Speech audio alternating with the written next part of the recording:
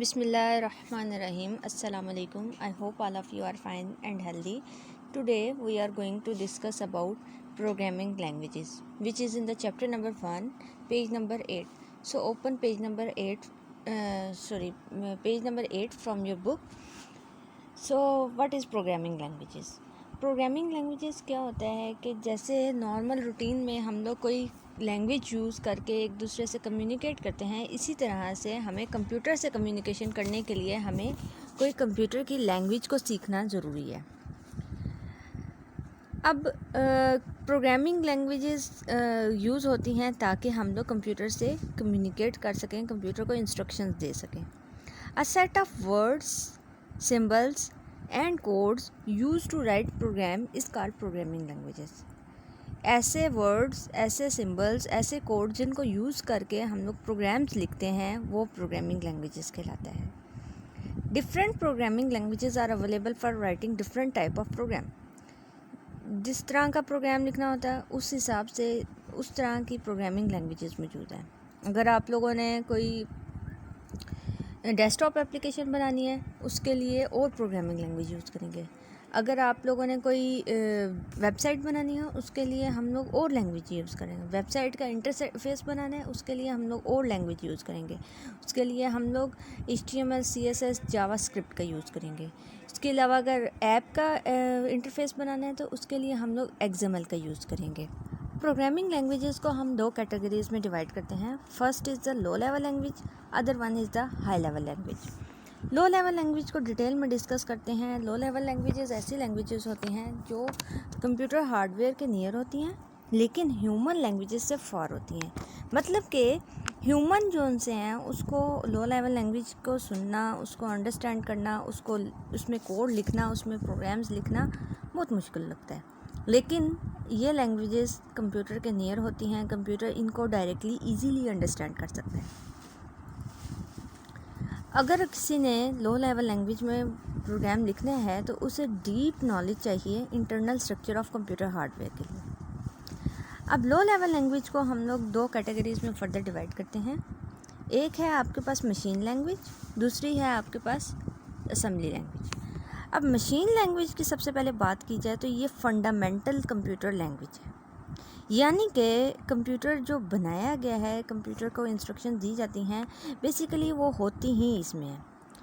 अच्छा, इसमें जो इंस्ट्रक्शंस होती हैं वो होती हैं बाइनरी फॉर्म में। बाइनरी मीन्स 2, तो बाइनरी फॉर्म मीन्स के 2 डिजिट्स से ये डील करेगी। 2 डिजिट्स कौन से यूज़ करते हैं? 0-1 की फॉर्म में। अब नेक्स्ट बताया जा रहा है कि ये जो लैंग्वेज होती है डायरेक्टली कंप्यूटर इसको अंडरस्टैंड कर सकते हैं। उसके लिए उसको कोई कंपाइलर की, कोई कन्वर्टर की, कोई ट्रांसलेटर की ज़रूरत नहीं होती, वो इजीली अंडरस्टैंड कर लेता है, फास्ट एग्जीक्यूशन होगी। इसके अलावा ये मशीन लैंग्वेज जो है ये डिपेंड करती है पर्टिकुलर मशीन पे। हर मशीन के लिए अलग अलग प्रोग्रामिंग लैंग्वेज लिखना ज़रूरी है।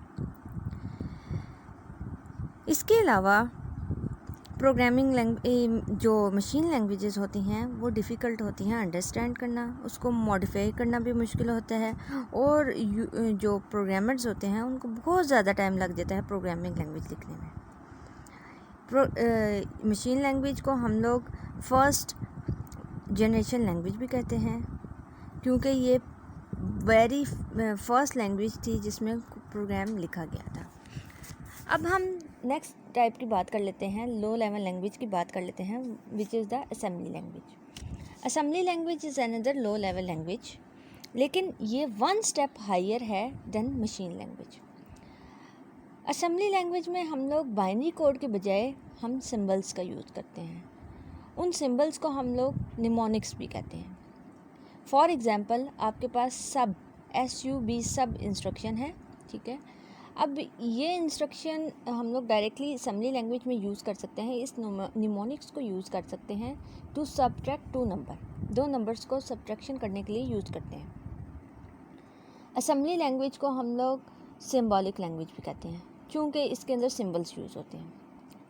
Programme written in assembly language are easier to write and modify than machine language. Assembly language में जो प्रोग्राम्स हम लिखते हैं वो इजी टू राइट होते हैं, इजीली हम लोग राइट कर सकते हैं, क्योंकि सिंबल्स यूज़ हो रहे हैं वो डिस्क्रिप्टिव हैं, हम लोगों को समझ आ रही है कि इसका क्या मतलब है। जैसे सब है, वो हमें पता है कि ये it stand for subtraction, 2 numbers का सब्ट्रैक्शन हो रहा है। ऐड सिंबल यूज़ करेंगे, इट्स मीन कि 2 नंबर्स को सम किया जा रहा होगा। इसके अलावा जो असेंबली लैंग्वेजेस होती हैं, इनको यूजुअली हम लोग सिस्टम सॉफ्टवेयर राइट करने के लिए यूज़ करते हैं, और इसको हम लोग सेकंड जनरेशन लैंग्वेज भी कहते हैं। अब बात कर लेते हैं हम हाई लेवल लैंग्वेजेस के बारे में। High level languages close to human होती हैं, ह्यूमन उनको बड़ी आसानी से अंडरस्टैंड कर सकता है। जो भी इंस्ट्रक्शंस हाई लेवल लैंग्वेज में लिखी जाती हैं वो बिल्कुल इंग्लिश लाइक होती हैं, जैसे कि इनपुट, प्रिंट, इस तरह के स्टेटमेंट्स, कीवर्ड्स यूज़ करते हैं, जिससे हम लोग इजीली अंडरस्टैंड कर सकते हैं कोड किस बारे में लिखा गया है। और जो हाई लेवल लैंग्वेज होती है, इसमें जो कोड लिखा जाता है वो इजी टू राइट होता है, हम लोग आसानी से लिख सकते हैं, मॉडिफाई भी इजीली कर सकते हैं। इसको फर्दर 3 कैटेगरीज में हम डिवाइड करते हैं। First is a procedural one, next is a object oriented language, last one is the non procedural language. Procedural languages कौन सी लैंग्वेजेस होती हैं? इनको हम लोग थर्ड जनरेशन लैंग्वेज भी कहते हैं। इन these languages programs is a predefined set of instruction। जो भी हम लोग प्रोग्राम लिखते हैं उसको किसी पहले से प्री डिफाइंड इंस्ट्रक्शन के बेस के ऊपर लिखते हैं कि ये कोड हमारा इस तरह से वर्क करेगा, ये इस पर्टिकुलर कीवर्ड का मतलब ये है, ठीक है। यानी कि इसका जो मतलब है वो ऑलरेडी डिफाइन होता है कहीं पे। कंप्यूटर क्या करता है, इन जो भी हम लोग इंस्ट्रक्शन प्रोसीजरल लैंग्वेज में लिखते हैं उनको सीक्वेंस में एग्जीक्यूट करता है, इन द सेम सीक्वेंस जिस सीक्वेंस में हम लोगों ने वो इंस्ट्रक्शंस को राइट किया होता है। पहली स्टेटमेंट पहले रन की जाएगी, देन नेक्स्ट, इस तरह से फर्दर हम लोग एग्जीक्यूट करेंगे। प्रोसीजरल लैंग्वेज को यूज़ करके हम लोग कंप्यूटर को ये बताते हैं कि आपने करना क्या है, कंप्यूटर ने करना क्या है, और इसके साथ साथ हम ये भी बताते हैं कि हाउ टू डू, कंप्यूटर ने करना क्या है और वो करना कैसे है। 2 चीज़ें हम लोग बताते हैं। इसके बाद हम लोग नॉन प्रोसीजरल को जिक्र जब करेंगे तो वहाँ पे ये देखेंगे, वहाँ पे सिर्फ हम लोग कंप्यूटर को ये बताते हैं what to do, not how to do. How to do वो कंप्यूटर खुद ही कर लेगा कि उसको पता होगा कि उसने कैसे करना है।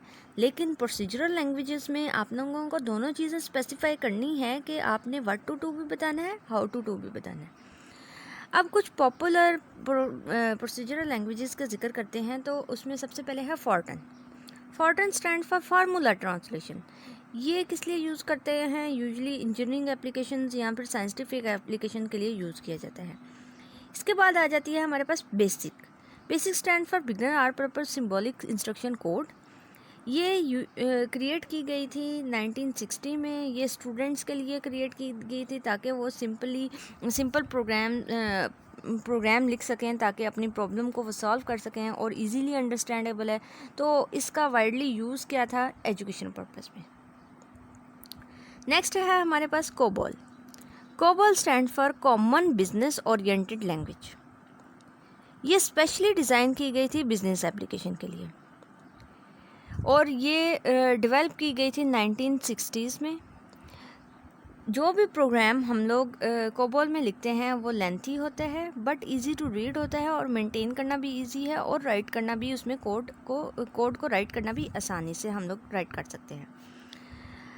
इसके बाद आ गई हमारे पास पास्कल की बात करते हैं, तो this language is used for both scientific and business application. Scientific application के साथ साथ ये बिजनेस एप्लीकेशन में भी यूज़ होता है।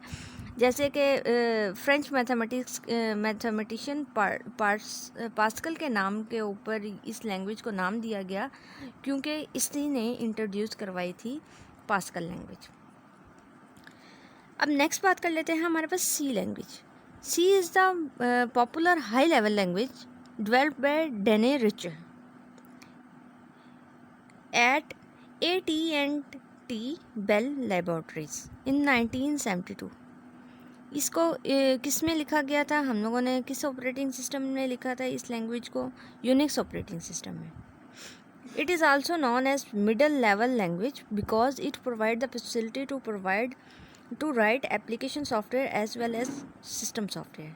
इसको मिडल लेवल लैंग्वेज कहा जाता है। वो इसलिए कहा जाता है क्योंकि ये इस तरह की ये दोनों सहूलत प्रोवाइड करता है ताकि हम लोग सिस्टम सॉफ्टवेयर और एप्लीकेशन सॉफ्टवेयर दोनों का कोड लिख सकें।